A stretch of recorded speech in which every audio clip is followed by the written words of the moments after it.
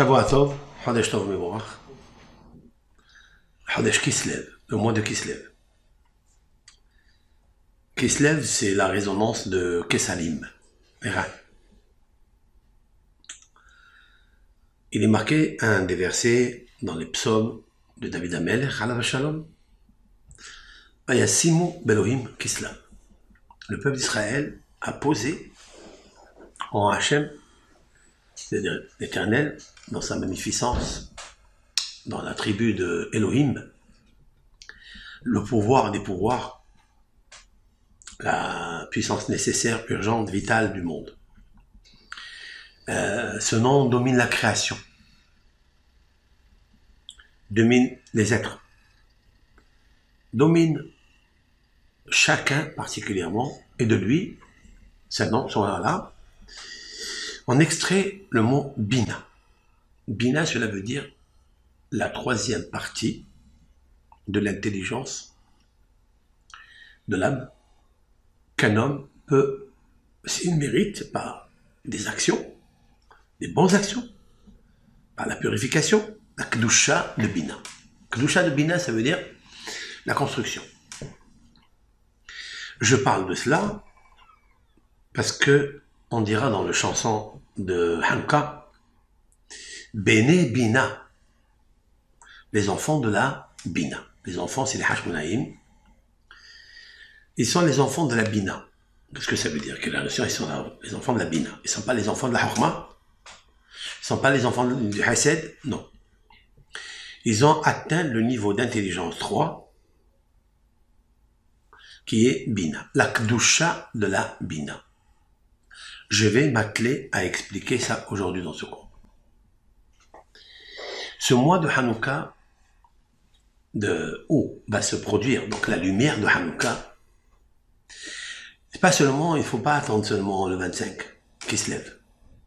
Il débute dans l'embryon de Chodesh qui se lève. Dès qu'il y a l'émergence de cet embryon, eh bien, à partir de là, il nous faut prier, demander le Or à Torah, la lumière de la Torah. Cette Torah constitue la Torah écrite et la Torah orale. La Torah écrite, elle est posée dans le Sefer Torah. Ça ne suffit pas. Ça, c'est la matière grise. Ça, c'est la Chokma. Chokma, c'est une matière grise. On te pose des matériaux. On te pose une page, un parchemin, un texte. Mais ce texte est rempli de sagesse. Mais cette sagesse, il nous faut la construire. Il nous faut aussi l'intégrer. C'est-à-dire vivre la sagesse. Nous sommes des croyants. Nous avons la foi. Mais ça ne suffit pas. Il faut arriver à extraire la lumière, bina, intelligence, intuition, Mévin. Il comprend d'avar, mitor d'avar. Il comprend quelque chose de quelque chose. Comme l'architecte qui va poser les plans. Mais l'architecte, il va définir où va se trouver telle chambre, la cuisine, etc. Pour cela, il lui faut un binyan, il faut une construction. Pour cette construction, il faut bina. Il faut la dimension 3. Le Zohar HaKadosh dit Torah, la Torah nafkat me chokma. Elle émerge, elle a émané de la sagesse divine. Mais la sagesse divine est incommensurable et elle est fermée. Il faut une main experte pour essayer de déchiffrer, décoder qu'est-ce qui est marqué dans cette Torah, qu'est-ce qu'on peut déduire, qu'est-ce qu'on peut apprendre, comment il faut se conduire. Il nous faut pas seulement la feuille de route, mais il faut le permis de conduire. Et le permis de construire. Pour ça, on fait tout avec beaucoup d'intelligence, de bina. Le mois de Kislev, nous pouvons tous et toutes attirer sur nous la lumière de la bina. Et je vais essayer de l'expliquer dans ce cours. Je vais d'abord regarder dans la paracha. Parce que le fait que Hanouka arrive, Hanouka c'est la lumière du Hinour. C'est bien d'étudier la Torah, c'est bien de pratiquer les mitzvot, mais l'essentiel c'est l'amour que l'on doit porter aux enfants, à nos enfants. Donc Hinour, Hanouka, si on parle de Béné Bina, sont devenus les enfants de la sagesse et de l'intelligence. Bina. On parle ici de Banim, des enfants. Et cette péricope de Toldot, elle se réfère à l'éducation des enfants. On n'a jamais parlé de l'éducation des enfants. C'est un sujet qui est extrêmement délicat et extrêmement difficile. Il faut vraiment travailler laborieusement, en profondeur et sans relâche. Et ça, c'est pas évident. On peut être fort dans tous les domaines. On peut être fort dans l'étude, enseigner. On peut être médecin, on peut être architecte, on peut être tous les corps de métier. Mais lorsqu'il s'agit de transmettre ce que tu es, pas la sagesse, mais la bina, comment construire les autres, c'est très difficile. Et c'est pourquoi nous sommes obligés de regarder le luminaire de la Torah de la paracha de cette semaine, Toldot. Donc Toldot 2, nous avons déjà diffusé un premier cours, vendredi. Ce soir, avec l'aide de Hachem, il y aura le shiur sur Facebook, sur YouTube, du cours de Radio JM. Mais là, on va s'atteler à quelques versets que la Torah nous dit dans le chapitre 25, verset 25. Vayetse harishon admoni. Et le premier est sorti, il était rond. Kullo entièrement, k'adberet se'ar, comme une veste de poil. Vayikre'u shemo Asav. Et ils l'ont appelé Asav. Je m'arrête là. Nous allons regarder Rashi.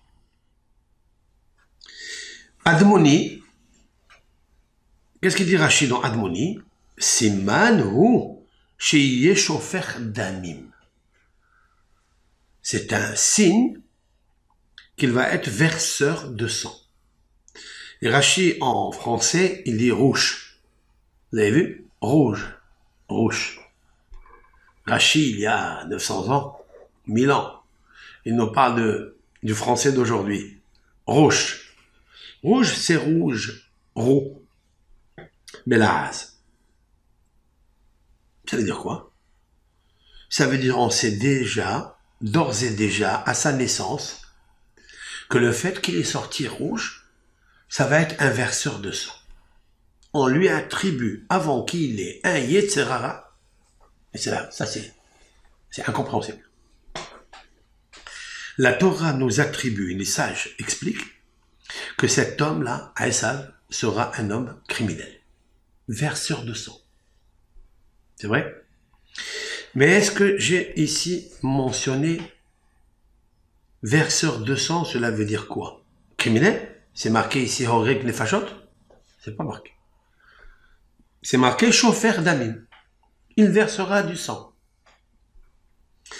Mais verser de sang, il peut être chirurgien. Il peut être Moël. Il peut être Shohet. Pour l'instant, on ne parle pas ici du côté le plus inférieur qui puisse exister pour un homme, c'est-à-dire criminel. Ça, c'est Aleph. Mais nous voyons aussi que la Torah nous apprend que quand un enfant, quand il naît avec certains signes, il nous faut la consigne de faire très attention où il va aller et comment le diriger. Donc la Torah nous demande d'avoir un peu de bina. C'est pas évident que les parents, quand ils voient leur enfant, des fois, se comporter tout jeune, d'une façon ou d'une autre, que ce soit positif ou négatif. On n'a jamais fait attention de dire, bon, c'est un enfant. Est-ce qu'il faille maintenant le corriger? Est-ce qu'il faille maintenant l'éduquer? Est-ce qu'il faille maintenant l'orienter? On ne pense pas.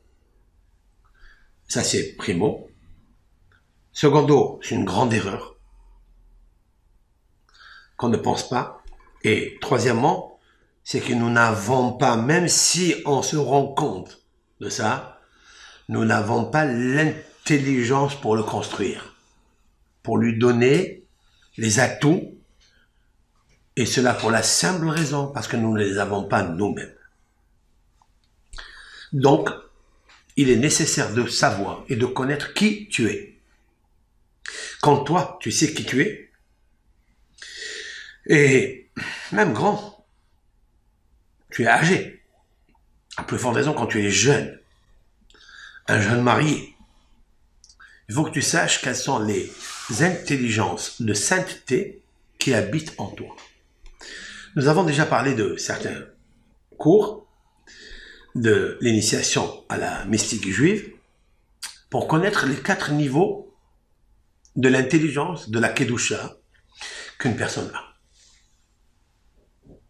On est obligé de savoir ça pour avoir le décodage de l'enfant, l'âme enfant que tu as amené au monde.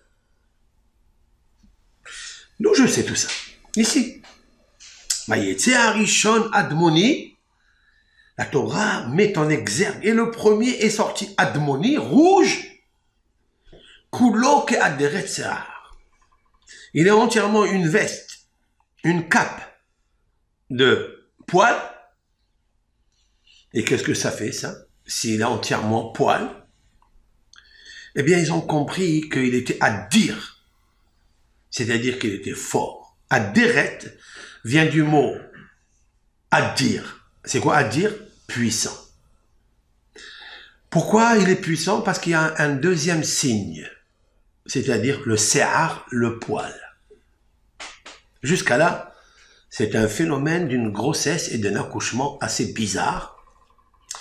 Mais l'auto-analyse, l'auto-signalisation que la Torah nous pose, ici, c'est pour nous dire, sache, Simanu, c'est un signe, chez Yeshofer Damim. On le sait qu'il sera verseur de sang. Maintenant, quoi?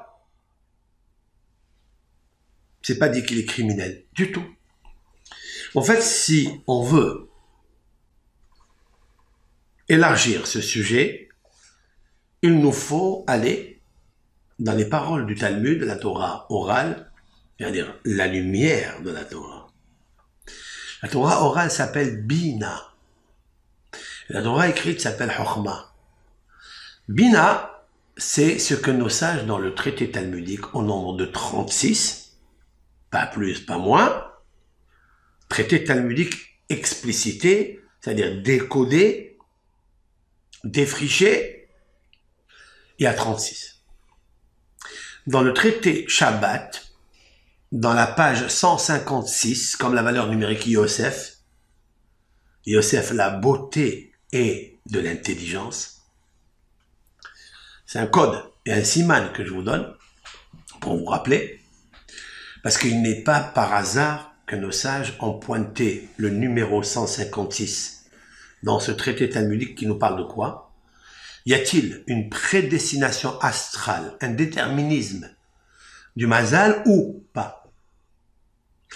Et le Talmud, ça sera pour le deuxième cours. Après celui-ci, nous allons prendre la Gemara elle-même et la déchiffrer, lui donner ce qu'on appelle le binyan et la bina. Là-bas, la Gemara, elle dit « En mazal et Israël ». À quel moment elle dit « En », il n'y a pas de prédestination astrale pour Israël? Ça veut dire quoi? Il n'y a pas de déterminisme. Cela veut dire que Israël ne pense pas que les mazalot, les luminaires, les astres, les signes zodiacaux exercent sur l'homme. Ça veut dire c'est comme ça, tu peux plus faire autrement. Non. Il est la possibilité de l'homme qui est doté de 4 intelligences Nefesh, Ruah, Neshama, Haya.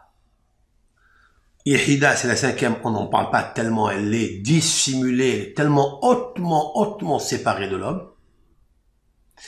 Mais nous pouvons l'acquérir si l'on veut. C'est possible. Selon la purification de l'être au moment où il pratique une mitzvah, une prière, une étude de la Torah, une tzedaka, un hesed, il peut atteindre le niveau momentanément pour quelques secondes. Il peut atteindre le niveau. Et lorsqu'il atteindra ce niveau, il peut souhaiter ce qu'il veut et ça réussit. Parce qu'il a atteint des niveaux par les clés des 4 Kedushot qu'on va expliquer avec la 2H. Il nous faut savoir où nous sommes situés. C'est ce que j'explique. Là-bas, la Gemara, elle dit que celui qui naît mardi, il est sous l'influence de Ma'adim, Mars, la planète Mars en hébreu, Ma'adim. La planète Mars, Ma'adim. Il y a qui dit celui qui naît le mois de Mars, en hébreu, donc Adar, etc. Il y a qui disent non, ça ne dépend pas du jour ou du mois. Ça dépend de l'heure. Et n'importe quel mois de la semaine et n'importe quel jour de la semaine. Qu'est-ce que ce rabbin, docteur, philosophe, astronome, astrologue, sophrologue, sophère, qu'est-ce qu'il veut nous apprendre? Qu'il existe 7 planètes et les 7 planètes se distribuent l'une à l'autre la gestion de l'heure où elle est claire et elle domine. Et au moment où elle domine, dans les heures, des fois c'est à 6 heures du soir, des fois c'est à 6 heures du matin, des fois c'est à 20 heures, ça dépend, il faut la suivre. Alors, tout commence par le samedi soir. Le samedi soir, lorsque finit Shabbat, c'est-à-dire Saturne, Shabbatai, c'est Saturne. Alors ça commence à tourner tous les 7 forces, lumières, qui décident comment va être la semaine, comment va être le jour dimanche, les heures de dimanche, ça dépend qu'est-ce qui gouverne. Lorsqu'arrive le moment de Ma'adim, celui qui est né dans cette heure-là, il est Admoni. On l'appellera, il est Admoni. Admoni, ça veut dire rouge. Vous verrez que son visage, que son corps reflète la rousseur. Ou des fois la barbe qui est rousse. Vous le voyez dans le poil, vous le voyez dans les grains de beauté qu'il a dans son visage, des petits points. Vous voyez que cet homme-là, il est attiré, il est influencé, épanché son âme par la planète Mars. Celui-ci, dit la Gemara, il peut être chauffeur d'amim, verseur de sang. D'où elle a appris ça, la Gemara? A priori, la première fois dans la Bible, après avoir passé Bereshit, Lech Lechash, etc., jusqu'à Toladot, quand on veut parler des naissances, il y a eu des naissances avant. Mais là, la Torah l'a explicité que dans le ventre, la matrice de Rivka, il y avait 2 enfants qui se bousculèrent. La Torah n'a pas pu dire Vayetze Arishon Admoni et nos sages de dire Siman.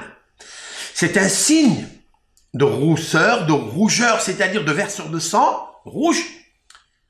Le sang, c'est quoi? C'est la vie. Ça veut dire que cet homme-là, il possède en lui la vie. Mais cette vie-là, qu'il possède en lui, elle est très puissante. Il faut la maîtriser, il faut la catalyser. C'est-à-dire qu'il a du sang bouillant en lui. Donc s'il a du sang bouillant en lui, il va falloir lui donner une méthodologie, une feuille de route à suivre. Pour cela, il faut être très très intelligent. Alors, c'est sûr et certain que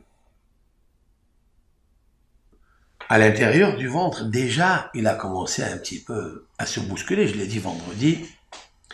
C'est qu'au nom de Rabbi Yohanan, c'est que Esav, à l'intérieur, cherchait à tuer Yaakov.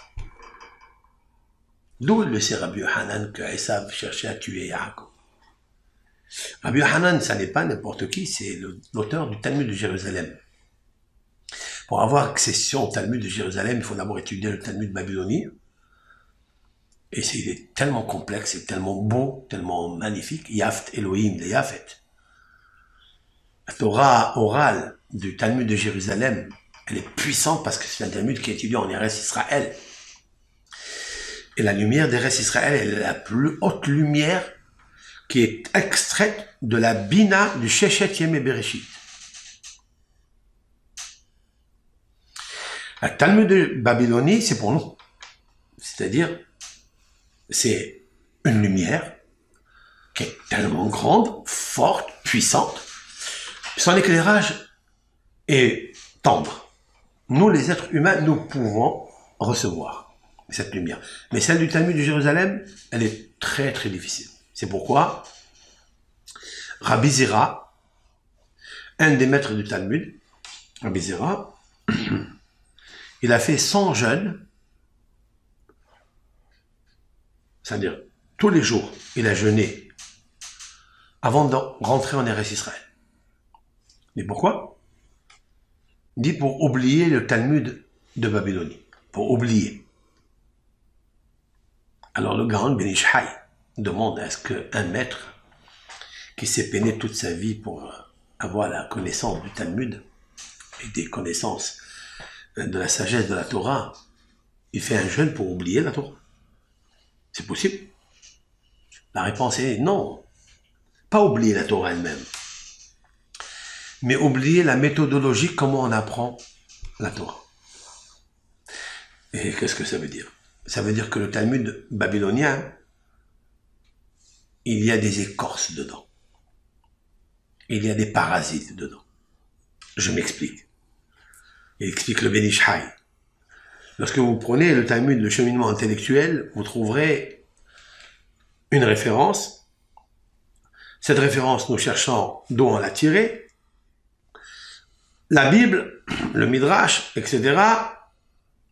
Et puis une question. Sur cette question, un répond. Et avant de lui laisser le temps de répondre, il lui pose encore une deuxième question. C'est pas organisé. Vous savez pourquoi? Laisse-le. Normalement, on pose d'abord une question, laisse répondre. Tu peux pas poser 3 questions et après je te réponds 3 réponses. Donne-moi une question, je te réponds. Dans le Talmud babylonien, c'est pas comme ça. Il pose une question avant que l'autre lui réponde, il pose une deuxième question et il l'embrouille. Si c'est pas un docteur de la Mishnah, c'est pas possible. Et pourquoi? D'où ça vient ça? Ça vient de Babel. C'est un Talmud qu'on a étudié à Babel. Et Babel, elle est maudite, Babel. Elle ne se construira jamais. Pour cause de la division. Parce que Babel, la tour de Babel, a voulu diviser. Quand ils ont dit « je veux diviser », pour nous faire un nom et un renom. Montons jusqu'au ciel. Battons-nous avec le Créateur. Autrement dit que quelqu'un qui veut le nom, le renom, eh bien il se dispute. Et il fait la discorde entre l'un et l'autre. Qui étaient ces gens de Babel? C'est qui? C'était tous des réincarnations des semences, âmes, que Adam Arishon a jetées en vain pendant 130 années. C'est ce qu'explique le Harizal à Kadosh dans son livre Sha'ar Psukim, qui est répété dans Sha'ar Gilgulim, qu'on verra avec l'aide de Hachem pas à pas. C'est des semences, puisqu'il était séparé de sa femme, eh bien il a jeté des semences. De ces semences-là sont nées des forces négatives. Il est né à Hitler, il est né à Haman, il est né à ceci, cela. Tout les âmes qui ont possédé ces âmes semences de Adam Arishon, eh bien, tous ceux-là sont devenus des tueurs à gages. C'est-à-dire, ils sont nés sous la planète de Shofar d'Amin.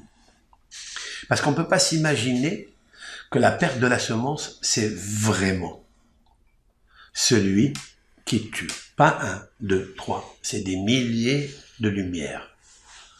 Et ces lumières ne partent pas en vain. Ces âmes vivantes, vivaces, vont se transmuter dans des corps qu'on appellera des corps étrangers. C'est-à-dire d'autres personnes. Pas étrangers veut dire convertis. Ça aussi c'est vrai.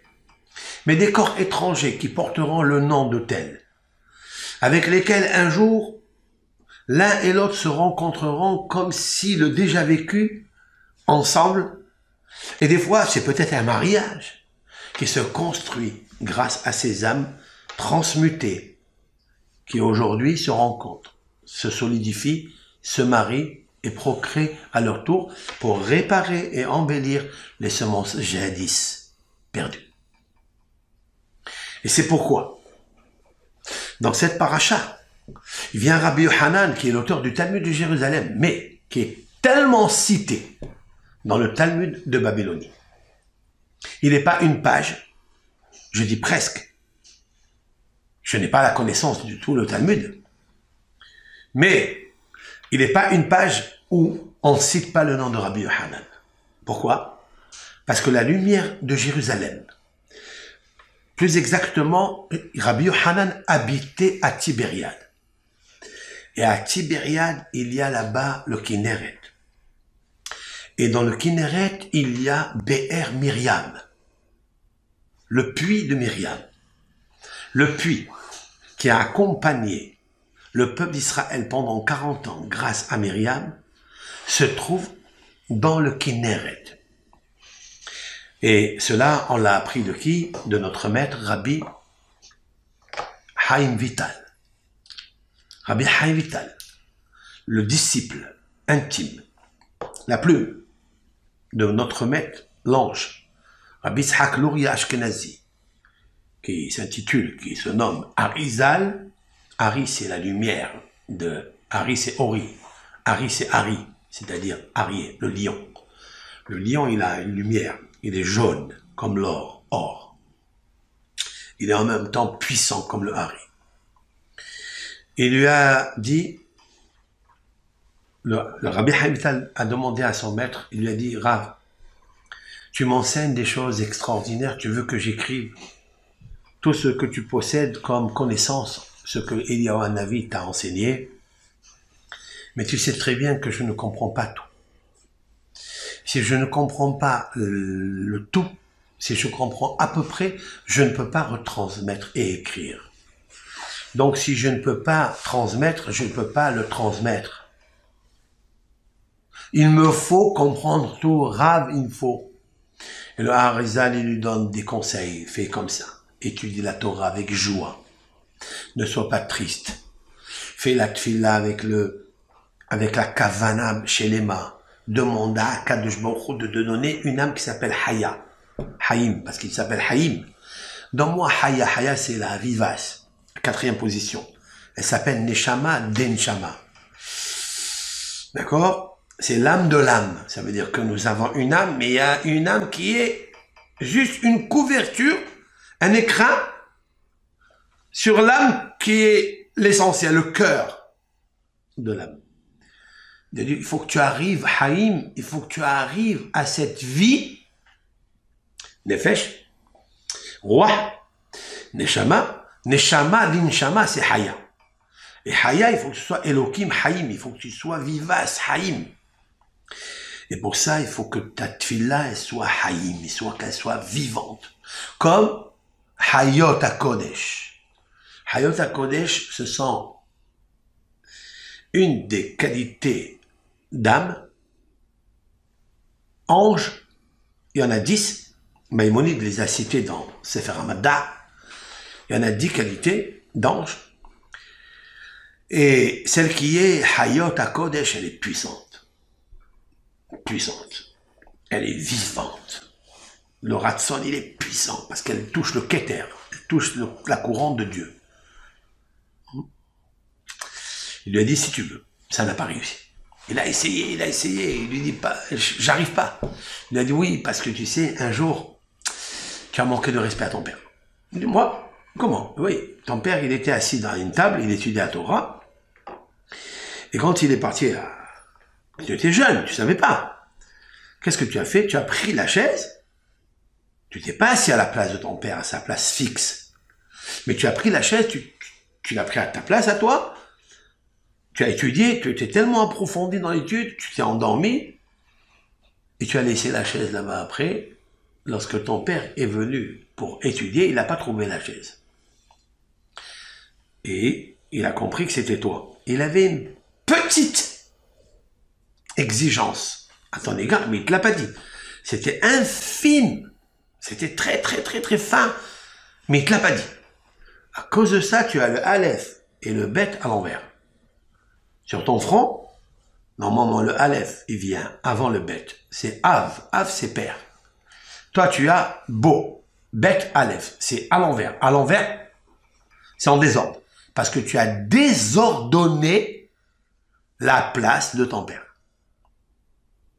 Maintenant, fais tes chouvas. Et c'est ce qu'il fait. Il fait tes chouvas.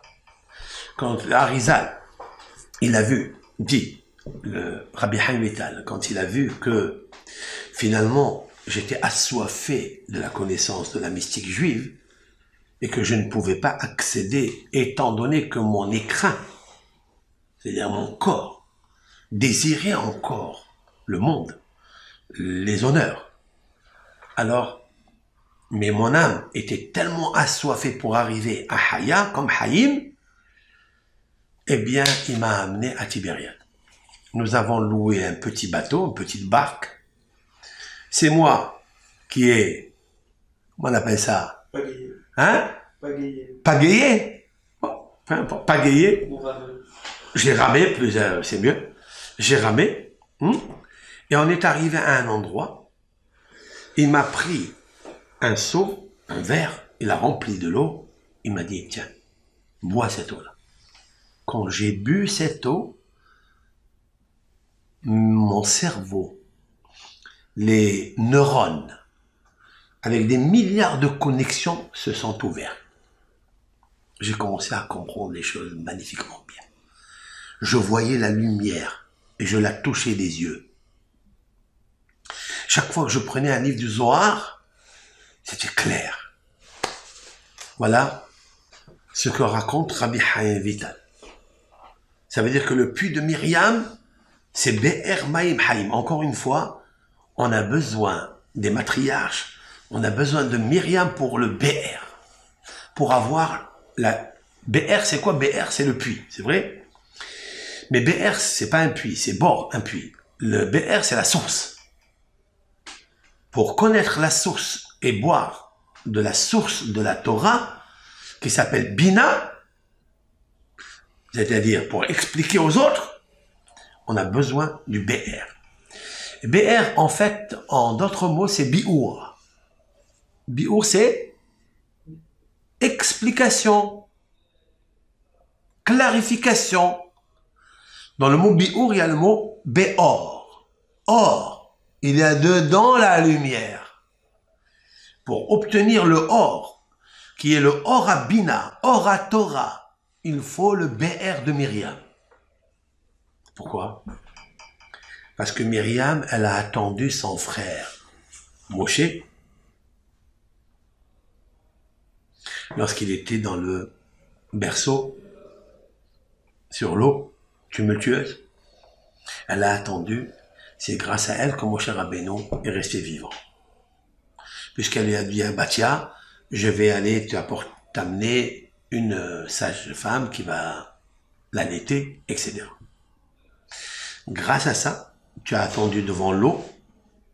L'eau s'appelle l'eau du Nil. Le Nil s'appelle Haï-Or. Ça? Haï-Or. Haï. Ce Or, la lumière, c'est Moshe.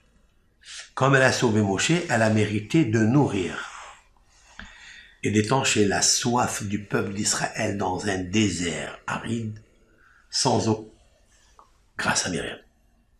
Ok? Et donc, on peut comprendre que la lumière de la Torah se trouve dans le BR de la Torah. Maintenant, tout ça, c'est beau, c'est magnifique. Maintenant, il faut revenir. Vayetze Arishon Admoni, on va lire ensemble, Rabotai. D'où on sait qu'il était verseur de sang? Hein? Alors, quelles sont les premières lettres de Admoni? Aleph, Dalet, Mem. Aleph, Dalet, Mem. Vous pouvez lire avec nous si vous avez un Humash, dans le chapitre 25, c'est le livre de Bereshit, la Genèse, chapitre 25, verset 25.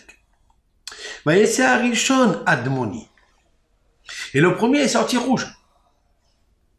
D'accord? Eh bien, qu'est-ce qui est marqué là? Adam Moni. Adam. Et voilà, si tu colles le mot Adam avec Harishon, ben c'est Adam Harishon. Ça veut dire que la Torah nous dit que chez les enfants, maintenant, qui naissent, combien d'années il y a depuis Adam Harishon et depuis la faute originelle et depuis le péché? Combien d'années? Il y a ici presque 2000 jusqu'à Abraham. Après, vous avez 100 ans, ça fait 2100. Après, il y a 137 ans, 37 de Sarah, 127 de Sarah. Et donc, il y a ici presque, allez, on va dire 150 années. Oui, parce il s'est marié à 40 ans, il est resté 20 ans stérile, oui, il n'a pas eu d'enfant, on va dire 150 ans, de 2150 années. La Torah nous parle, elle nous revient ici à un enfant qui naît, il naît rouge, et la Torah dit des mots, il aurait pu dire, Vayetze Ehad Admoni. Mais un est sorti, c'est quoi Harishon? Harishon, c'est Adam Harishon. Ça veut dire que les forces négatives de Adam Harishon qui symbolisent le versement de sang, parce qu'il avait fait, donc, la perte séminale où se trouve la vie, cette vie-là, il l'a versée, ça s'appelle Shofer Damim, parce qu'il a versé des sangs, eh bien, il est coloqué à Deret Se'ar, il est complètement à Deret Se'ar, ça veut dire il est touffu de poils. Et qu'est-ce que ça a à voir avec le Se'ar? Ça veut dire que le cheveu, entièrement, était, quelle couleur? Rouge. Habituellement, le cheveu est noir. Mais là, il était complètement rouge. Ils ont dit, c'est pas normal. Oui? Hier, on a dit que ça s'appelait Esav s'il était Assoui. On va voir tout de suite. C'est un autre nom commun aussi. Absolument. J'arrive, très bien Yann, c'est bien pour les auditeurs de savoir ça. D'abord, Se'ar, qu'est-ce que le deuxième nominateur ici signe? À part la rougeur, la rousseur, il y a ici Se'ar qui est le poil. Ça veut dire que si c'était dans un autre endroit, on n'aurait pas fait attention. Mais comme c'est le Se'ar, et dans le Se'ar, il y a 3 résonances. Tu vas me suivre. Il y a le mot Se'ar qui veut dire poil, comme les Se'arot à roche. Il y a le mot Racha. Racha, c'est méchant, impie. Et il y a le mot Eser, qui veut dire 10. Se'ar, le poil. Après, vous avez Racha. Ça veut dire que c'est un signe qui va être verseur de sang, mais pas chirurgien. On va essayer de le rendre chasseur. Parce qu'Yitzhak, il a compris qui était le premier qui est sorti. Il sait. Parce que Yitzhak avait la bina. Si vous me suivez dans ce cours-là, il y a beaucoup de paramètres qui vont s'ouvrir. Énormément de paramètres. Pourquoi je dis que Yitzhak, il comprend ce qui va se passer après? Je reviens reviendrai à ce verset 27, mais je vais prendre le verset 27. Vaïgdelu hane'arim. Et les garçons ont grandi. Vaï Esav. Et que Esav, Haya, il était Ish, un homme, Yodeya Tsaïd, un homme, c'était un homme. Yodeya Tsaïd connaissait la chasse, Ish Sadeh, un homme de champ. Ve Yaakov Ishtam Yoshevo Alim. Et Yaakov, un homme parfait, qui est siégé les tentes de Shem Ba'ever, la yeshiva de Shem Ba'ever, d'Abraham, d'Isaac. Dans le verset 28, Vayehav Yitzhak et Esav. Et Yitzhak, Vayehav, il a aimé tout le temps. Quand? Maintenant? Maintenant ou tout le temps? Depuis qu'il est né? Depuis qu'il est né. On ne comprend pas pourquoi. Il dit parce que Yitzhak, il aimait Esav depuis qu'il est né, Kitsaïd Befi, parce qu'il lui a apporté, selon le sens simple, qu'il lui a apporté le gibier dans sa bouche. Rivka Ohevet et Yaakov, et Rivka aimait Yaakov, mais ne nous explique pas pourquoi elle aimait Yaakov. Pourquoi?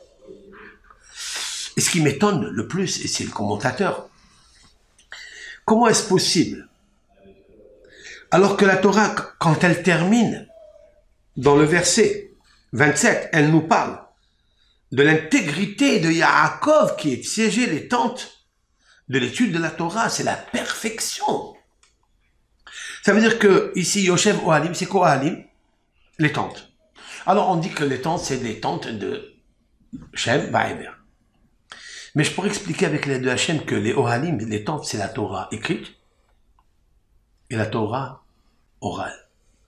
C'est que Yaakov se perfectionnait dans la sagesse, qui est la Torah écrite, c'est-à-dire la matière grise, mais il suffisait pas la matière grise. Il allait en profondeur pour aller chercher la bina, aller chercher le cœur et l'âme de la Torah. Il suffit pas d'étudier la Torah, il suffit pas de l'enseigner, il faut savoir l'étudier et mieux l'enseigner, et mieux la transmettre. Yaakov étant donné celui qui va transmettre la Torah à Moshe Rabbeinu, parce que Moshe Rabbeinu et Yaakov sont de père, la même Neshama, l'un la Torah écrite et l'autre la Torah orale. Torah Tziva Lanu Moshe, la Torah que nous a ordonné Moshe, Moracha, elle est déjà un héritage qu'il a, Yaakov, de l'assemblée de Yaakov. Yaakov a enseigné la Torah que Moshe nous a ordonnée. Mais où il a étudié la Torah? Ben Yaakov s'est installé pendant 84 années. Vous écoutez? 84 années depuis son jeune âge, c'est-à-dire Vaïgdelu hane'arim. Et là, la Torah nous dit, quand les enfants grandirent. Ça veut dire jusqu'à présent, on ne sait pas qui est le tzaddik, qui est le racha. Personne ne sait. Et que Esav, il est né roux, et que l'autre, il était un homme lisse, ça, personne ne peut deviner. Il n'y a pas de présage pour l'un ni pour l'autre. Quand est-ce qu'on voit que les garçons commencent à prendre leur chemin? Quand ils grandissent, et ils actionnent. Vaïgdelu hane'arim. Ah, Vaïe Esav. C'est quoi Esav? Esav, c'est Maasé. Suivez-moi. Esav, c'est une action. Yaakov, c'est quoi Yaakov? Yaakov, c'est saisir. Il a saisi le talent de Esav. Ohez. Il prend. Mais il n'agit pas, juste il prend. Mais tandis que Esav, il marche. L'autre, il est Yoshev. Un, il est Yoshev, Ohalim, il est assis, sans action. La plus grande action que Dieu il veut de Am Israël, c'est de ne pas faire de l'action, ni l'artiste. C'est de rester dans les sièges de Shem Va'ever, l'étude de la Torah. Il y en a deux, la Torah écrite et la Torah orale. Ça, c'est le but de tout l'âme Israël et tout le monde doit connaître la Torah. Comme dit Rabbi Chaim Vital, dans Sha'ar HaKdamot, le portique des préfaces. Avant de rentrer pour comprendre le Etz Haïm, l'arbre de la vie, qu'a écrit son maître, il a fait des préfaces. Là, la première, il dit que chaque juif, homme, il devra connaître le Pardès, c'est-à-dire le verger de la Torah. Le sens littéral, allusif, allégorique, ésotérique. Il doit le connaître. Pourquoi? Parce que Akadosh Baruch Hu, il lui a donné, lorsqu'il est arrivé la première fois au monde, il lui a donné ces 4 niveaux. Il aurait pu, en tous les cas, atteindre les 4 niveaux. L'âme végétative, l'âme évolutive, l'âme émotionnelle et l'âme vivace. C'est ça le Pardès. Pshat, ça c'est l'âme végétative. Sens littéral, sens simple. Compris? Ruach, c'est le remez. Midrash, c'est la neshama. Et la chokma, c'est-à-dire la chokma de la chokma, c'est en fait Haya. C'est le sod.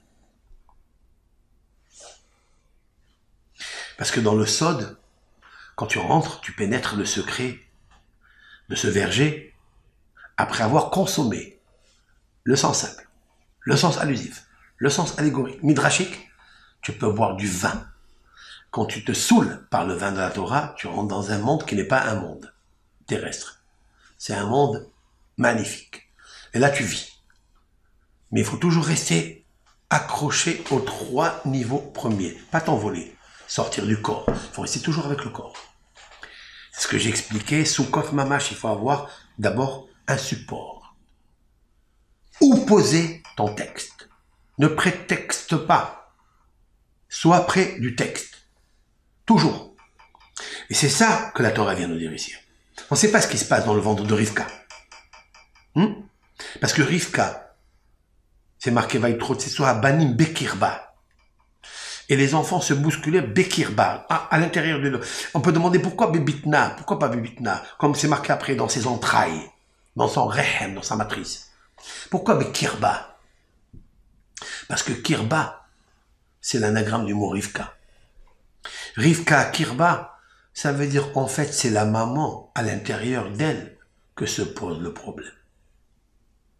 Qu'est-ce que ça veut dire qu'il se pose le problème? En quoi elle est fautive de tout ça? Non, elle n'est pas fautive. C'est-à-dire que les transmutations des âmes qui arrivent chez elle, elle est d'une grande responsabilité et d'un grand rôle. Qu'elle peut embellir les neshamot qu'elle a dans son ventre. Comment elle doit faire? Pas s'énerver. Rester calme. Louer l'Éternel, remercier l'Éternel par l'esprit, par la bouche, par des bonnes actions. Nous, on le sait ça. On le sait dans le Maxime de nos pères. Dans le Maxime de nos pères, c'est marqué Rabbi Yoshua ben Hanania. Rabbi Yoshua ben Hanania, c'était un disciple de Rabban Yohanan ben Zakkai, qui a vécu au deuxième temple. Oui. Il avait un élève, il s'appelle Rabbi Yoshua ben Hanania, un des maîtres de Rabbi Akiba. La Gemara, le Maxime de nos pères, nous disent Ashrei Yoladeto. Heureux la maman qui l'a mis au monde. Et les autres, non. Tous les autres élèves de Rabbi Yohanan ben Zakkai, la maman, elle n'est pas heureuse. Aussi, elle doit être heureuse. Tout le monde doit être heureux. Si une maman, elle met un enfant au monde, pourquoi on dit celle-là, heureux sa mère qui l'a mis au monde? C'est l'éloge qu'on lui a fait en tous les cas à lui. La réponse, elle est comme ça. C'est que Rabbi Yoshua ben Hanania était d'une intelligence astronomique, astrologique, au point où les élèves, ses élèves à lui, savaient compter les gouttes de l'océan.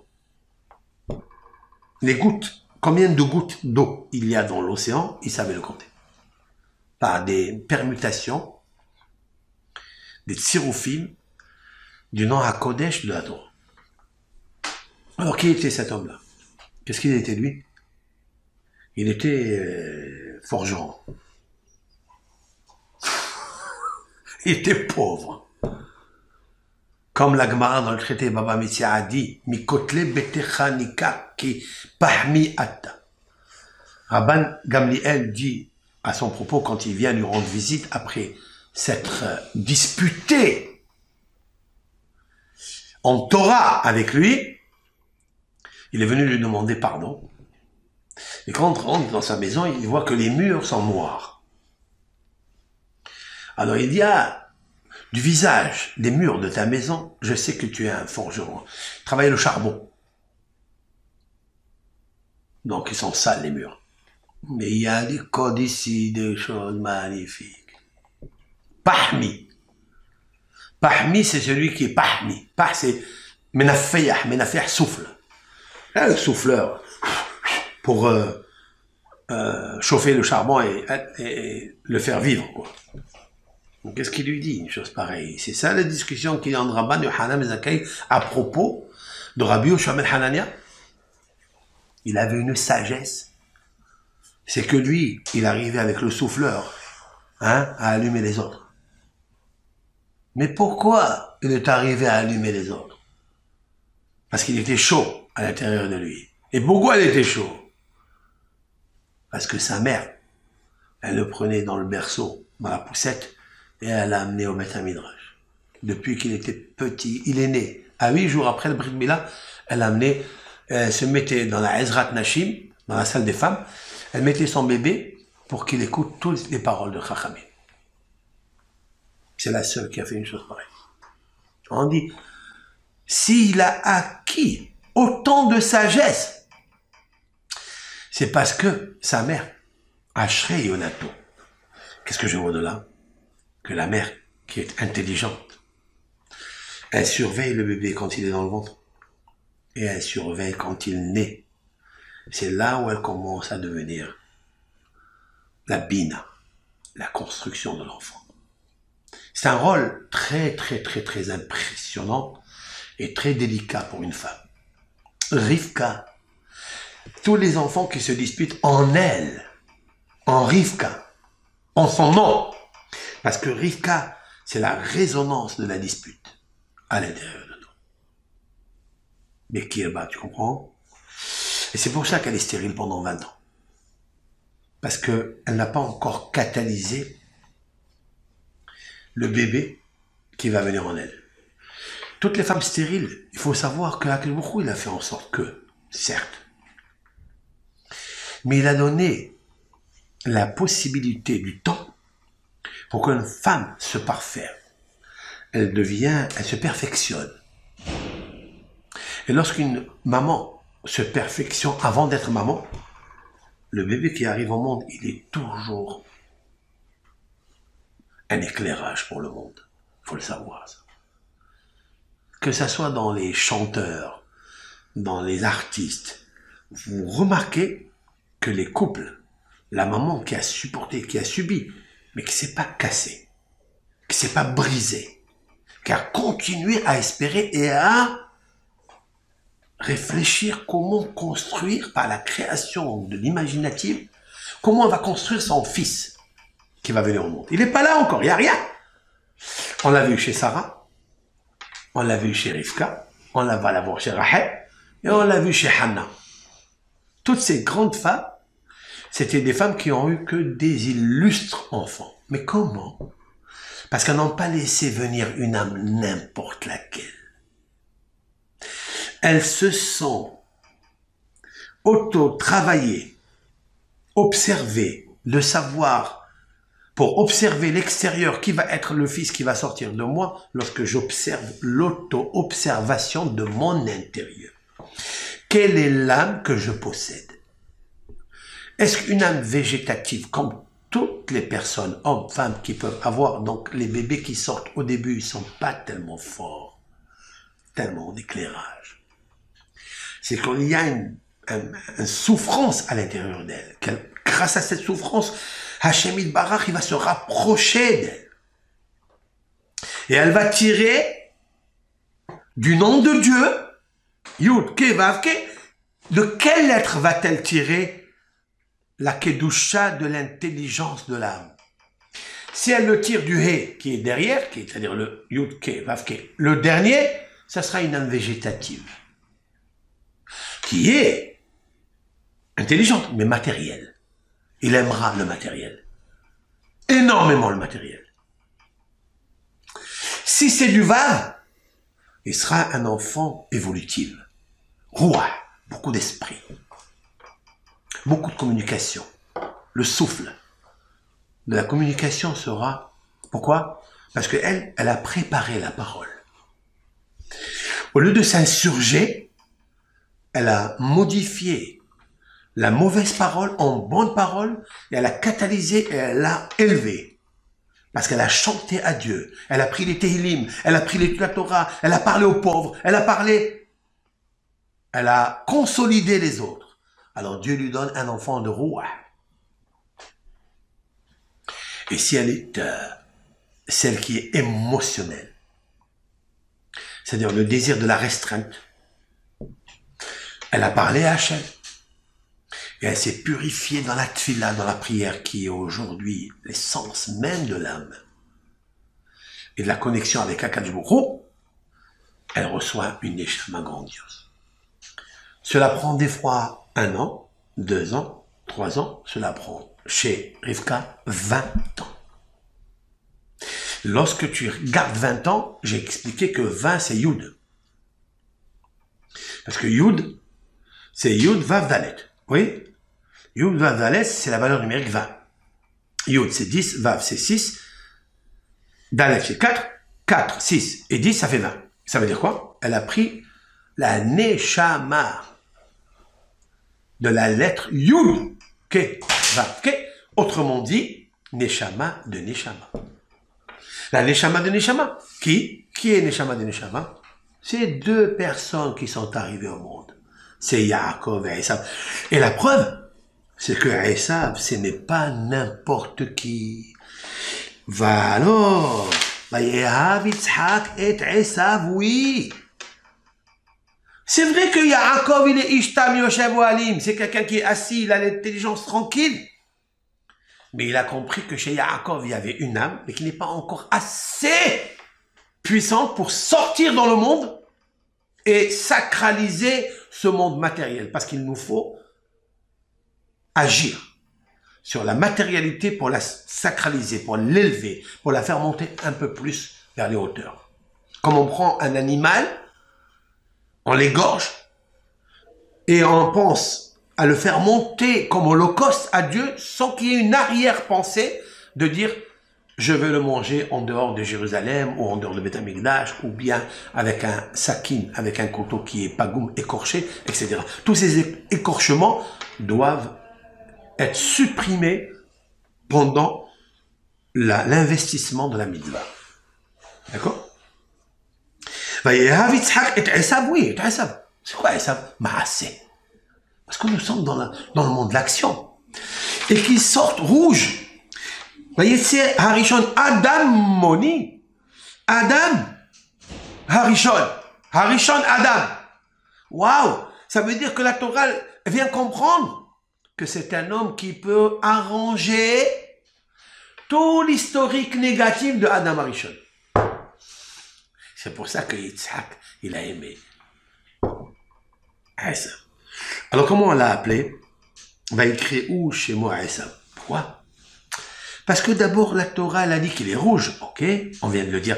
Mais qu'Aderet Sehar, elle a compris que dans Sehar, il y avait Racha. Il peut être un Racha. Et je vais l'expliquer. Mais il peut être aussi Eser. C'est quoi Eser? 10. C'est quoi 10? Il peut corriger 10 malédictions qu'a reçues Adam Harishon après la faute. Et Fanta? Waouh, c'est beau ça. Mais s'il devient rachat, alors il va faire du rach. Ra'ash, c'est du bruit. Il fera du bruit dans le monde. Mais un bruit de malédiction. Et c'est ce qui va se produire. Alors on va écrire chez moi Esav. Pourquoi? Parce que Esav, en fait, Asoui, dit le Midrash, il est fait, il est complet, il est parfait. Dans quoi il est parfait? D'intelligence, on ne sait pas encore. Mais il est parfait dans son corps. Ça indique bien qui il est. Que c'était l'homme du monde de Maassé. Maassé. D'accord? L'homme qui est parfait dans le monde des actions.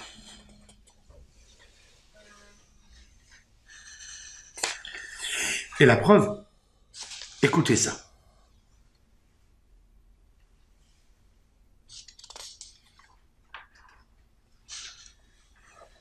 Vayomer Esav el Yaakov. Esav il dit à Yaakov, Hal itenina min ha'adom azé. Alors il lui dit, gave-moi de ce rouge, de ce rouge. C'est quoi ce rouge, hein? Alors il dit, Rashi, min ha'adom ha'adom, de ce rouge, de ce rouge. Et là, c'est-à-dire qu'il a répété 2 fois dans sa bouche, donne-moi de ce rouge, de ce rouge. Rashi nous explique, Adashim, Adumot, c'était des lentilles rouges. Mais Oto Hayom, met Avraham. Ce jour-là est mort Avraham. Pourquoi il est mort Avraham? Nos sages disent voilà pourquoi. Chez Loïr et Esav, Ben Beno, Yotse le Tarbut Ra. Pour ne pas qu'il voit que Esav, le fils de Yitzhak, donc son petit-fils, il va sortir à une mauvaise éducation. Ve'enzo seva tova, shiftiho akadosh baruch hu. Et alors, ça peut lui faire quoi? Eh bien, akadosh baruch hu, il a dit, tu vas mourir avec une vieillesse bonne. C'est quoi une vieillesse bonne? C'est-à-dire rassasiée. Savea. Comme la Torah le stipule après, Vayamot Avraham zaken vesavea, beseva tova, zaken vesavea. Et Avraham est mort vieillard, vesavea, il était rassasié. Il était rassasié de quoi? Rassasié parce que il a vu dans son vivant son Olam Haba. Comme ça disent nos sages. Je m'arrête là, parce que je veux revenir sur ce sujet.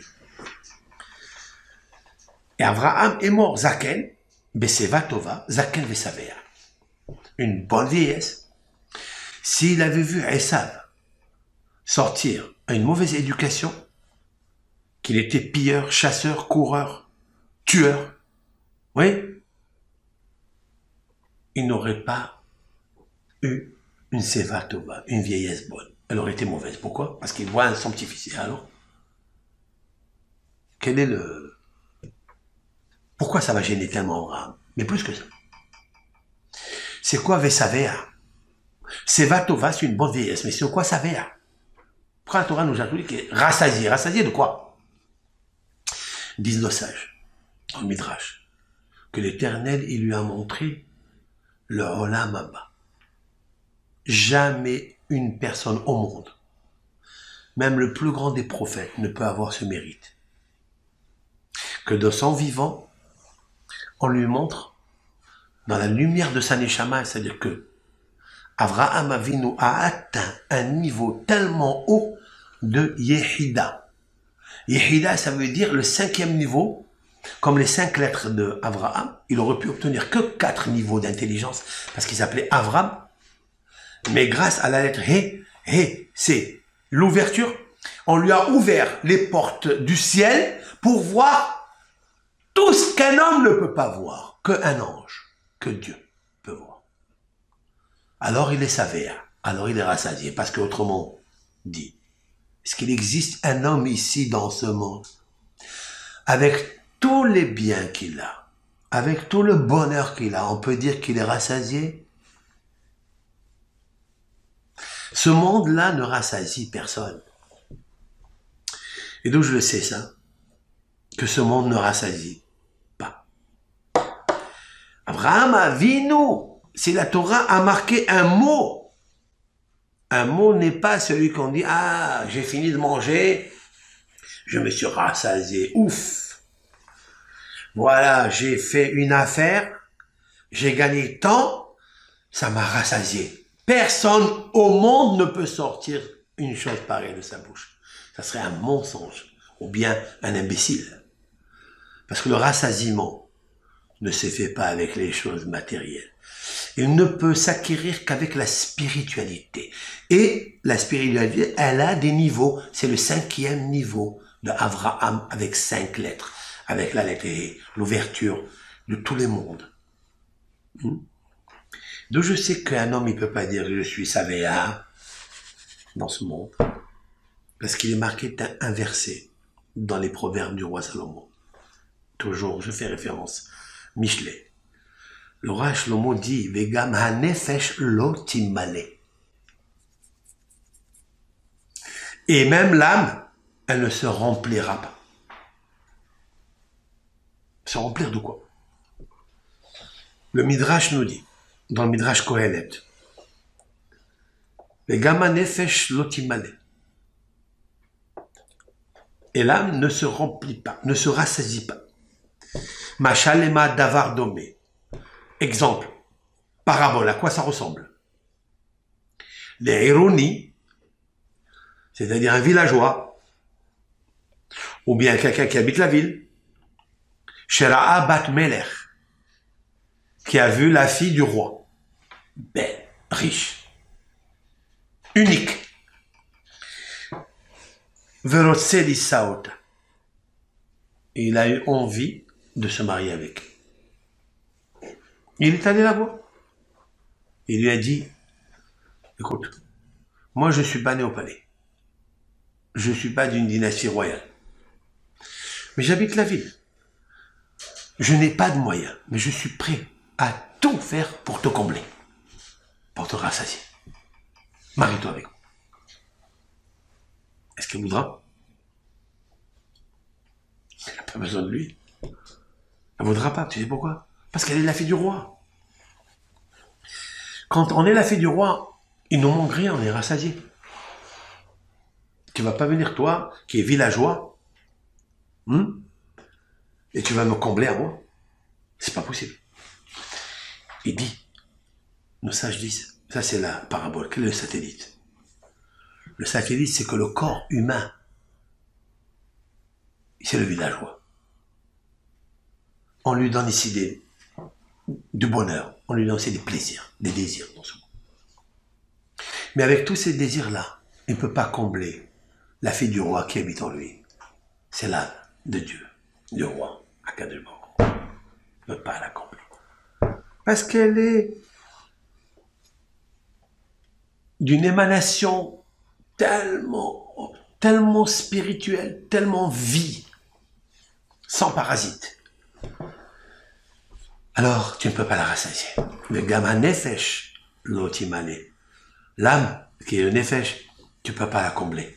Alors, comment ça se fait que la Torah a écrit sur Abraham et Savéa? Voilà, on vient de dire que Shlomo HaMelech, il dit que c'est pas possible qu'on remplit et qu'on comble de bonheur spirituel une âme. La réponse est, le Savéa qui est marqué ici, ça n'est pas dans ce monde, parce qu'il n'y en a pas. C'est le Savéa, on lui a ouvert les portes du ciel et il a vu des choses que seulement une âme peut voir. Et là, il était rassasié. Mais en fait, cette possibilité, on peut l'avoir nous aussi dans ce monde. Comment? Savéa Yalin, Bali Pakedra. Il est un verset comme ça, qui est écrit dans les proverbes du roi Salomon. Savéa Yalin, ça veut dire Savéa. Rassasié, Yalin, il dort. Il dort rassasié. Bal, il paquedra. On lui montrera pas du mal. De quoi s'agit-il? Le Talmud dans le traité Berachot explique. Kol hasavea masbia asmo bedivre Torah. Tout celui qui se rassasie par l'étude de la Torah et après il dort, Dans son sommeil, on lui montrera jamais des mauvais rêves. Un mauvais présage. C'est incroyable. Quelle est la résonance, interprétation de ces paroles fabuleuses du Talmud? Lorsque quelqu'un dort avec les soucis de la journée, quels sont les soucis de la journée que nous avons? Comment je vais gagner ma parnassa? Comment je vais faire la fin du mois? Comment je vais gagner? Chacun à son niveau, chacun à sa course. Et qu'est-ce qu'il a besoin? Quand il dort, vous remarquerez toujours transbaïd, je ne sais dans quoi. Dans des cauchemars, il se réveille fatigué. Parce qu'on a traversé des mondes, des labyrinthes, où son âme, elle a vu. Parce que l'âme, elle monte, on lui fait visiter des mondes obscurs et des mondes éclairés. Mais des fois, il tombe dans les mondes obscurs. Elle voit des choses, quand elle descend, elle est fatiguée. Elle n'arrive pas. Plus fatiguée qu'elle a dormi. Pourquoi? Parce que lorsque l'âme, elle regarde des choses mauvaises, elle se fatigue.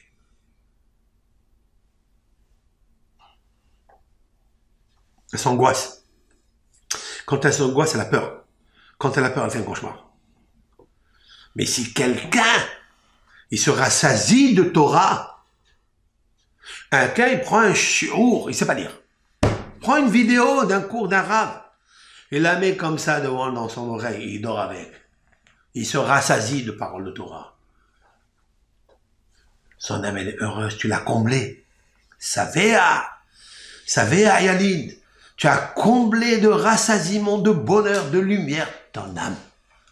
Bal ipakedra. Ra, c'est le mal, c'est le guinam, il s'appelle Ra. C'est les mauvaises pensées qui arrivent dans le rêve.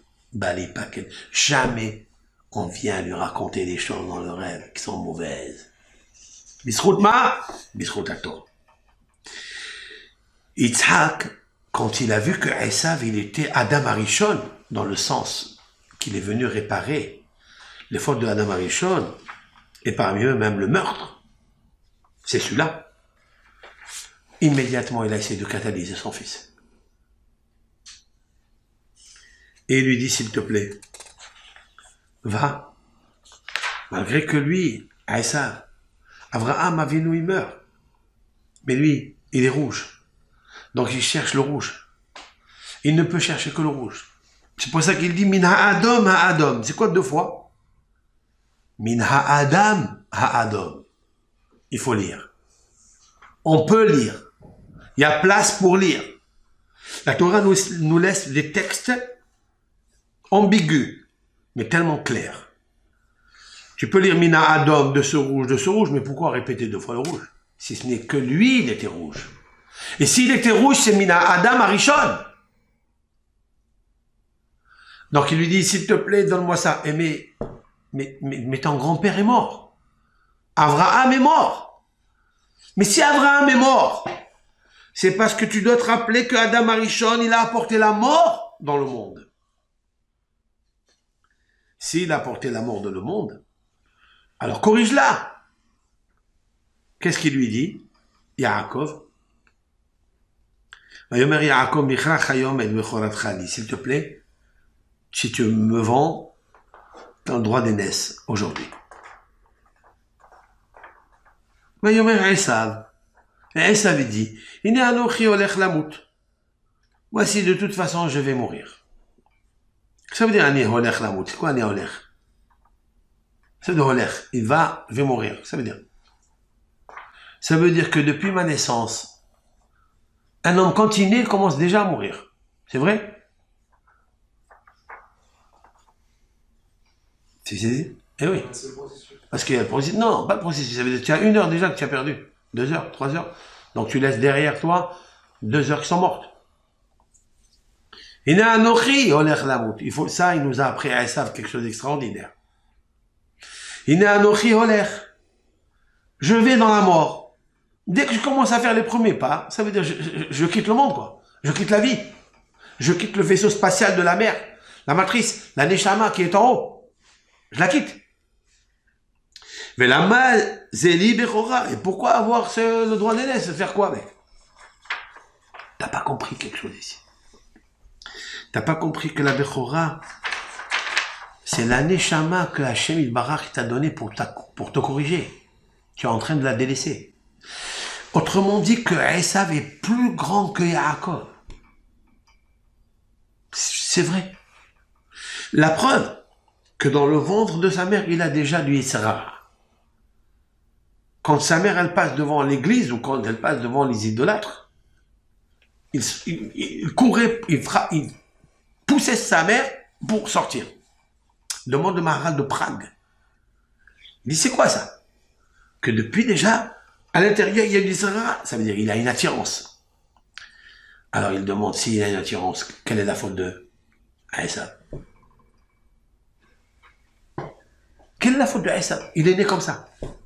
La réponse est, il faut que tu saches que si tu es né comme ça, c'est pour corriger quelque chose. Alors si c'est comme ça, le père et la mère, quand ils voient que leurs enfants se conduisent pas dans le droit chemin, et qu'ils vont dans tous les dévoiements possibles, au contraire, c'est là où il faut faire du travail. C'est là où il faut aimer ton enfant. Tu as compris? Pourquoi? Parce que cet enfant, il a reçu une attirance déjà à sa naissance, alors qu'il n'a pas encore commencé à faire le premier pas. À la sortie, déjà, il est rouge. C'est un siman de verseur de sang. C'est un siman de verseur de sang. Tout de suite. Il faut que tu sois responsable. Tout de suite. Ô combien si on est revenu en arrière pour savoir qu'est-ce qui se passe dans le monde. Mais au moins les jeunes. Et tous les enfants aujourd'hui qui se marient. De quoi apprendre à faire attention à ça. Mais ça qu'il a décelé, Yitzhak et Rivka, ils l'ont décelé. C'est pour ça qu'il lui dit, viens, je vais te bénir. Prends ton sabre, prends ta flèche, prends ton arc. Et va me chercher un gibier comme j'aime. Ouais. Pourquoi il lui dit des choses pareilles?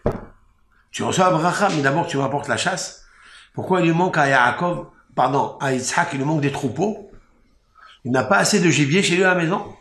Hein? Pour recevoir la bracha spirituelle, il faut une bracha matérielle d'abord. Tu es un homme d'action.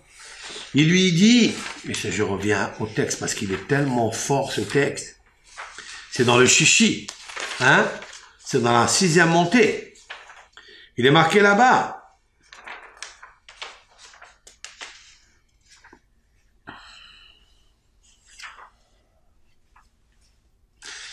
Il lui dit maintenant, ve'ata sana kelecha talicha ve'kashtecha, ton arc, ton flèche, ve'tse, so, hasade. Où? Hasade, où c'est? Dans le mont Moria. Ve'soudali, Saïd. C'est quoi ve'soudali? Et prends pour moi, Saïd, d'accord? Ça veut dire, quand tu vas chasser mon fils, fais le lit pour moi. Ne le fais pas pour ton plaisir. Waouh! Tu peux dire à un enfant, va à la chasse, va pêcher du poisson. D'accord? Si c'est qu'une pêche pour prendre du plaisir, c'est pas bon ça. Mais si tu dis, va mon fils, va et amène-moi du poisson, que je mange du poisson, tu le fais pour moi, tu vas lui donner une mission plus importante. Un rôle à un niveau élevé. Va assez li, pardon, vetsoudali, et chasse pour moi. Quand tu veux faire une mitzvah, tu peux faire une mitzvah. Ne le fais pas au système robotique. Fais-le pour moi. Lis. C'est Hachem. Fais pour moi. Il te manque juste la marshava. Ça veut dire quoi? Ça veut dire que Yitzhak, il avait la gevura et la bina. Donc la bina, l'intelligence, de formater son fils à avoir une intelligence quand il fait une action. Ça, c'est le code de l'éducation. Va à l'école. Et apporte-moi un bon dossier, un bon programme. Apporte-moi une bonne leçon. Tu me dis, apporte-moi, ça veut dire qu'il doit revenir chez son père. Il va s'habituer à bien entendre. Ça nous a manqué tout ça dans l'éducation. Parce qu'on n'a pas fait référence à la Torah. Des fois, on le prend, le livre à un professeur. Va à l'école. On a fait tellement de fautes dans ce domaine qu'il fallait aller vérifier. Et quand l'enfant, il arrive, tu peux me dire qu'est-ce que tu m'as amené? Quel gibier tu m'as amené? Quelle bonne leçon? Quel moussard? Quel midrash? Quel rachi? Faut parler avec lui.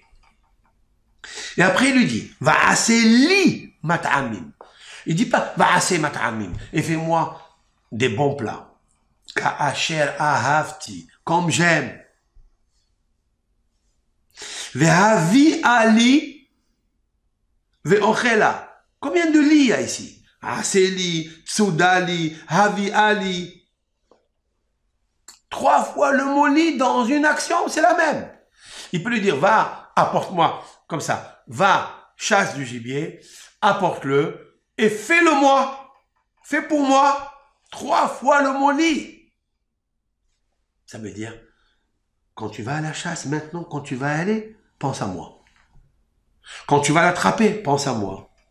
Quand tu vas faire le plat, pense à moi. Et quand tu vas me l'amener pour manger, pense à moi. Même quand tu me l'amènes. Tu fais travailler Mahshava, Dibour et Ma'asé. Ça c'est Va'asé, ça c'est Esav.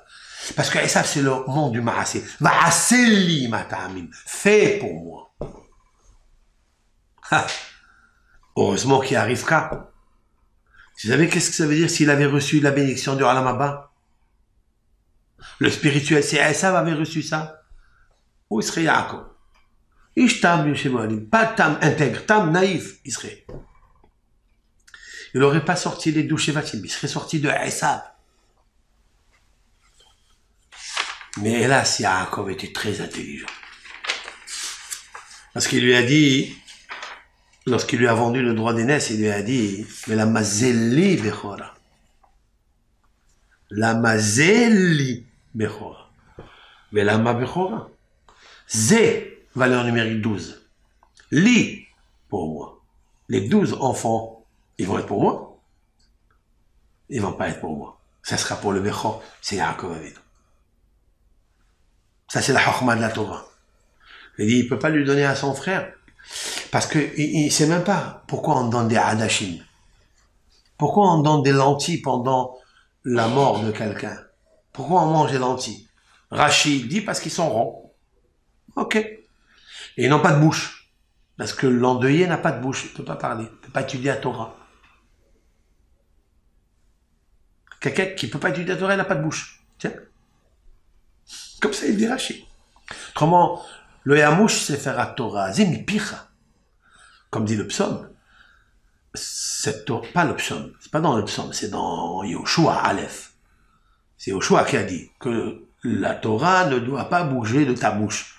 Ça veut dire que si elle bouge, tu n'as plus de bouche. La Torah, elle ne doit pas bouger de la bouche. Alors, Akadosh Baruch Hu, il a donné à Yaakov l'intelligence. Parce qu'il a étudié la Torah. Cette Torah, elle donne du or. Cette Torah, elle donne de la bina.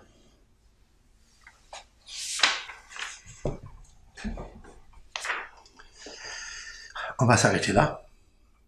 On reviendra, mais à s'attacher parce qu'il y a encore sur ce sujet profond dans les textes. En tous les cas, Esav aurait pu être un homme extraordinaire. Alors, pourquoi il n'a pas été? Ben, c'est très simple. Dit le Gaon de Vilna. Certes, il est né avec des tendances difficiles. Il est né avec les signes négatifs. Rouge, verseur de sang. Et il a versé du sang. Il a tué un fiancé. Il a pris la fiancée. Il l'a violée. Il lui a enlevé la virginité. C'est du sang. C'est un voile de sang qui est dans le corps humain. Il a cassé toutes les barrières. Comment est-ce possible? Alors la réponse, elle est, au lieu de se servir de sa intelligence que Yitzhak lui a donné, il s'est servi de son nefesh. Le nefesh, c'est la manifestation du désir de recevoir, le plaisir. Il avait un grand désir. Si ce désir, il l'avait canalisé dans le désir d'arriver à Haïm, à Hayout, à la vie,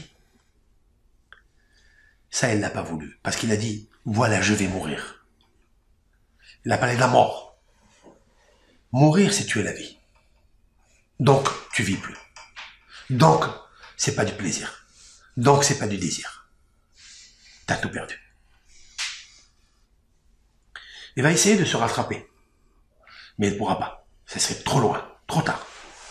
Par contre, il va sortir de lui Antoninus. Antonin, camarade, qui s'est converti au judaïsme. Grâce, via Rabbeinu Akadosh. Parce que Rabbeinu Akadosh, c'est la Torah orale. Et la Torah orale, en fait, c'est de Esav.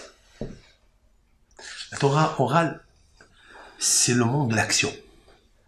La Torah écrite, c'est le monde de l'écriture, c'est le monde de la philosophie, c'est le monde des lois. Mais il faut les pratiquer. Il faut le monde de l'action. Alors la maman, c'est Esav. Mais Yaakov, déjà, quand il est sorti du ventre, il lui a pris le talent de Esav. Parce qu'il n'a pas voulu que Esav il fasse tout. Et il prenne la Torah orale, parce qu'il aurait saccagé, il aurait cassé le monde. Il aurait créé des bombes atomiques avec. Yaakov, il lui a subtilisé pour la garder pour lui. Et le Harizal la Kadosh, il dit que pourquoi Yitzhak il a aimé Esav? Parce que Kitsaïd Befiv, c'est quoi Tsaïd Befiv? Parce que Piv, c'est la Torah orale. Parce qu'il y avait la chasse, il y avait l'étude de la Torah dans sa bouche. Voilà pourquoi il l'a aimé. Et c'est pourquoi Yaakov lui a enlevé la Torah orale de sa bouche pour lui donner un plat de lentilles à la place. Et les lentilles s'en rend parce que les lentilles viennent rappeler la mort. Parce qu'Adam Arishon a fauté et quand il a fauté, il a amené la mort dans le monde. C'est pourquoi Caïn a tué Abel. Et quand il a tué Abel, explique Rabbi Perkei de Rabbi Eliezer, que ce jour-là, le jour de l'enterrement de Abel, Adam Arishon et Hava ont mangé des lentilles. Adashim. À part le sang simple, parce qu'ils sont rangs, ils rappellent que la roue de l'âme, qu'un jour tout le monde va revenir à la terre, au sable, parce qu'il est responsable. Alors, il y a une autre subtilité dans ce mot Adashim. Aïn, Dalet, Shin, Yud, Mem. Oui? Adashim. C'est quoi? Aïn, c'est Etz, l'arbre. C'est la parole du Hida, là-bas, Shalom. Etz. Dalet, Da'at, l'arbre de connaissance. Shin, chez Achlou, qu'ils ont mangé, Adam et Hava. Yud, Yeshalchel, il va entraîner, comme Shalchelet, une chaîne, il va entraîner, même Mita, la mort. Voilà pourquoi il s'appelle Adashi. Ce sont les lentilles qu'on met sur les yeux, parce que la femme, elle a fauté avec l'œil. Alors aujourd'hui, on met des lentilles dans les yeux, pour te rappeler, c'est à cause de l'œil. En fait, je voudrais dire que il nous faut avoir une perception, une vision claire, grâce à Bina. Et bien sûr, dans cette période où commence Rosh Chodesh Kislev. Le mois de Kislev, c'est Or, c'est la lumière, c'est Vayar. Elohim est à Or, Kitov. Vayar. Faut regarder. Quand tu as ton fils, comment il se conduit, il faut que tu saches, il était en toi, ce fils. S'il a reçu la Neshama, Nefesh, il faut que tu le saches. Parce que selon toi, tu sauras qui est lui. D'où je le sais? Il est un verset qui dit Yodeya Tzadik Nefesh Behemto. Le Tzadik, il connaît l'âme de son animal. Ça va? C'est quoi? Le Tzadik, il a un animal. Quel Tzadik, il a un animal? Il connaît l'âme, le Nefesh de son animal. De son animal. Chacun a un côté bestial, animal. Il faut connaître quel est le degré, comment elle s'appelle cette âme. Le sadique, il connaît l'âme de son animal. Et puisqu'il connaît l'âme de son animal, il peut conduire et se reposer sur cette âme pour construire, pour évoluer, parce qu'il connaît. Vous comprenez? Lorsque je vois un enfant, mon fils, qui se conduit pas comme il faut, c'est de toi que ça vient. Ça vient pas de lui. Pourquoi tu l'as reçu toi, celui-là? Pas un autre. C'est C'est pour ça qu'Yitzhak, il a aimé son fils, même qu'il est né rouge. Une peluche de poils rouge, entièrement rouge. Il sait que c'est Ar, c'est Racha, mais il sait aussi que c'est Esser, c'est 10. Est-ce que je vais le noter 10 sur 10? Ce sont les 10 séphirotes. C'est le Yud de Yud Kevavke, c'est la Chokhmah. Est-ce que je vais prendre ce fils et je vais l'arranger? Il a essayé tout pour l'arranger, mais il n'a pas pu. Parce que Rivka n'a pas voulu. Parce que Rivka Ohevet et Yaakov. Pourquoi Ohevet? Il n'a pas dit pourquoi. On expliquera avec l'aide de Hachem pour le cours prochain. Kotov Lachem, Shavuot Tov, que ce mois de Kislev se lève, et que Akadosh Baruch Hu, il envoie la lumière nécessaire qu'il nous faut pour arranger tous nos problèmes, toutes les parties obscures que nous rencontrons dans nos chemins, par des paramètres difficiles à éclairer, que Hachem il nous donne la lumière, ner le ragli devarecha ve'or l'intivati. Comme a dit David dans les psaumes, dans le psaume 119, dans la lettre Nun, ner le ragli devarecha. Ner, c'est la bougie, les ragli, à mon habitude. Devarecha, ce sont tes paroles, le Torah. Ve'or est la lumière, l'intivati pour mon chemin, qui nous donne comment régler les problèmes dans notre chemin, les embûches, comment les enlever, les retirer, par le biais de l'étude de la Torah. Seulement elle. Il n'y aura pas d'autre moyen. Seulement l'étude de la Torah, qui éclaire la Neshama. C'est ce qu'elle veut. Pour combler la Neshama et la rassasier, ne lui apporte pas des plaisirs matériels. Elle n'en veut pas de ça. Elle se rassasiera pas. Elle vomira de ça. Apporte-lui l'étude de la Torah. Alors elle se rassasie. Il ratsonne qu'Hachem nous donne la possibilité d'étudier la Torah dans nos foyers, dans nos maisons, dans nos communautés. Et B'ezchut ze yavo Mashiach tzidkenu, chez Or Shivat Hayamim, la lumière qui est cachée dans les 7 jours de la création. Kol tov.